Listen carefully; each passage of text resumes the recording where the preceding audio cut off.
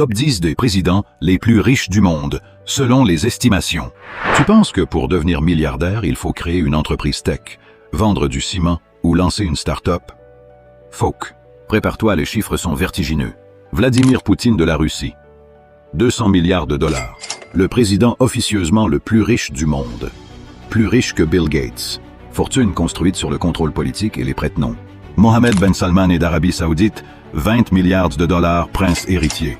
Fortune bâtie sur le pétrole et les investissements stratégiques massifs. Hassan al-Bolkiah du Brunei, 20 milliards de dollars, sultan du Brunei. Possède 7000 voitures de luxe. Fortune issue du pétrole et du gaz. Khalifa Ben Zayed Al Nahyan des Émirats Arabes Unis, 15 milliards de dollars, président des Émirats. Empire pétrolier et investissements internationaux. Mohamed VI du Maroc, 8 milliards 200 millions de dollars, roi du Maroc.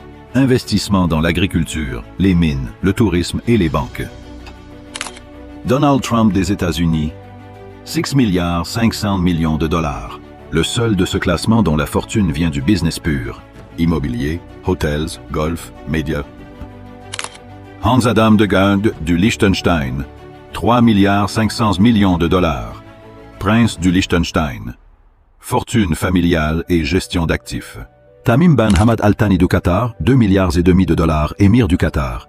Pétrole, gaz naturel et investissements sportifs, notamment le Paris Saint-Germain et la Coupe du Monde 2022. Henri de Luxembourg.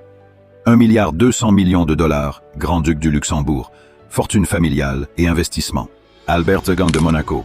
1 milliard de dollars, prince de Monaco. Investissement immobilier et gestion de la principauté. Regarde bien ce classement. Politique, pétrole, monarchie, immobilier, investissement.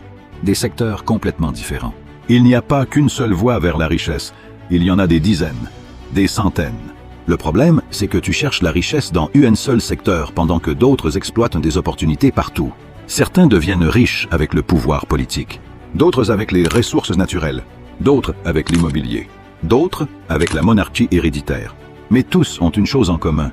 Ils ont su identifier et exploiter les opportunités golden de leur environnement. Les opportunités sont partout.